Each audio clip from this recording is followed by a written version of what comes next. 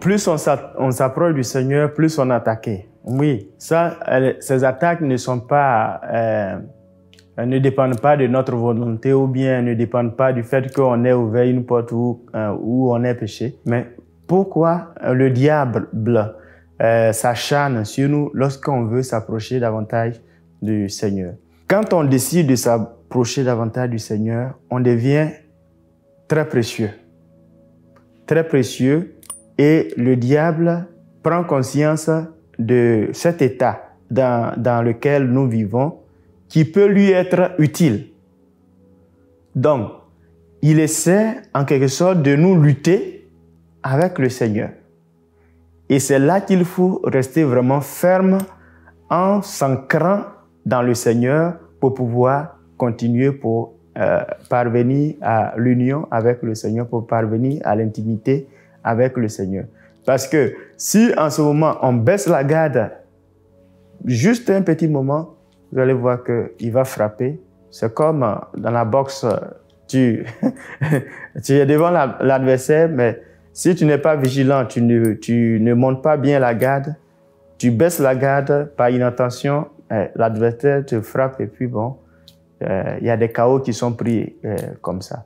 Donc, en ce moment, on devient très précieux et il sait qu'en nous utilisant, en nous ayant dans son camp, c'est comme un match de football, on sait qu'il y a un meilleur joueur qui peut vraiment nous faire gagner le match.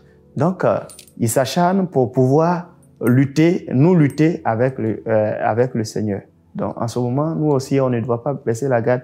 Et il faut vraiment foncer en intensifiant sa vie de prière, sa vie de jeûne, sa vie de charité. Et la charité aussi, c'est l'une des armes très puissantes aussi contre les attaques du diable.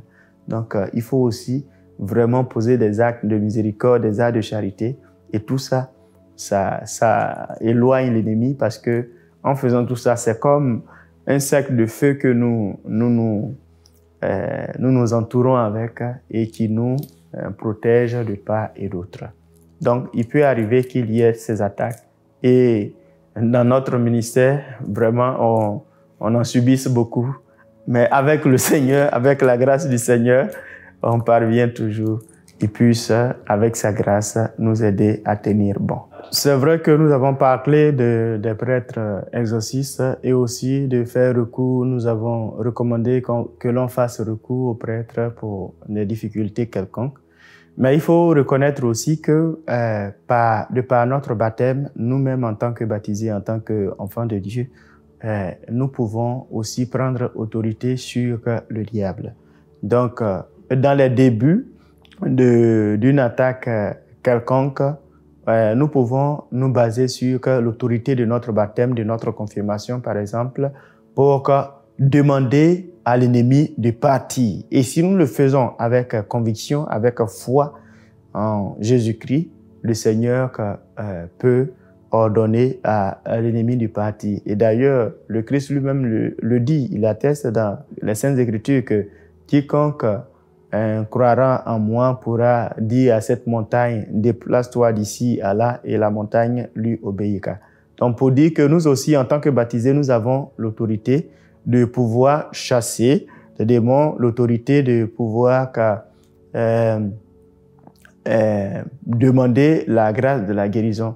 Récemment, j'avais eu, disons, un week-end spirituel avec des amis qui étaient venus de la Croatie, la Bosnie-Herzégovine et aussi de la Pologne. Bon, en dehors de celui qui était venu de la Pologne, qui était exorciste comme moi, mais tout le reste était des laïcs. Mais quand on s'est réunis pour prier, attention, il y avait la manifestation du Saint-Esprit et même ces gens qui prient, qui organisent aussi des prières de guérison, des prières de délivrance, tout comme nous aussi nous le faisons. Mais il y a l'action du Saint-Esprit qui intervient, qui guérit, il y a des miracles qui s'opèrent, des délivrances qui sont opérées, etc.